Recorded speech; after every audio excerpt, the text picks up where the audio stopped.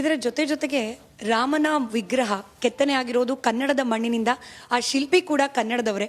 ಹೀಗಿರುವಾಗ ಕರ್ನಾಟಕದ ಪ್ರತಿನಿಧಿಯಾಗಿ ಅನೇಕರು ಸೇವೆಯನ್ನು ಸಲ್ಲಿಸಿದ್ದಾರೆ. ತಾವು ಕೂಡ ಅದೆಲ್ಲವನ್ನ ಕೂಡ ಗಮನಿಸ್ತಿದ್ದೀರಿ.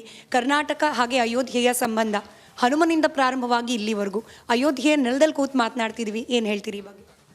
ಇದೆ ಅಯೋಧ್ಯೆಯ ಶ್ರೀರಾಮಚಂದ್ರನಿಗೂ ನಮ್ಮ ಕನ್ನಡ ನಾಡಿಗೂ ಹನುಮಂತ ದೇವರಿಂದಲೇ ನಂಟು ಪ್ರಾರಂಭವಾಗಿದೆ.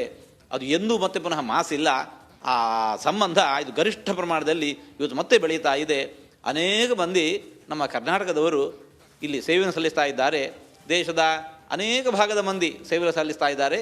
ಅಂತಹುದರಲ್ಲಿ ನಮ್ಮ ಕರ್ನಾಟಕದ ಪಾಲು ಕೂಡ ಮಹತ್ತರವಾಗಿದೆ ಅಂತ ನಮಗೆ ತಿಳಿಸಲಿಕ್ಕೆ ತುಂಬ ಸಂತೋಷವಾಗ್ತಾ ಇದೆ, ಹೆಮ್ಮೆ ಎನಿಸ್ತಾ ಇದೆ.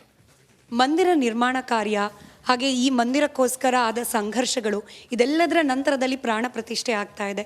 ಸಾಕಷ್ಟು ಜನರಿಗೆ ಖುಷಿ ಇದೆ, ಇದೊಂದಾದರೆ ಸಾಕು ಅನ್ನೋ ಭಾವನೆ ಇತ್ತು. ಬಟ್ ಮಂದಿರ ನಿರ್ಮಾಣ ಆಗಿ ಪ್ರತಿಷ್ಠಾಪನೆ ಆಗಿಬಿಟ್ರೆ ಆಗೋಯ್ತೆ, ಮುಂದಿನ ಜವಾಬ್ದಾರಿ ಇದಕ್ಕಿಂತ ಹಿರಿಯದಿದೆ ಅಲ್ವಾ ಅಂತ ಹೇಳಿ. ಅವಶ್ಯವಾಗಿದೆ.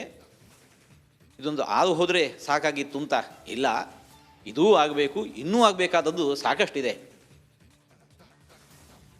ಮಂದಿರ ನಿರ್ಮಾಣವೇ ಸಾಧ್ಯ ಇಲ್ಲ ಅಂತ ಅಂದುಕೊಂಡಿದ್ದದ್ದು ಇವತ್ತು ಮಂದಿರ ನಿರ್ಮಾಣ ಸಾಧ್ಯ ಆಗಿ ಹೋಯಿತು.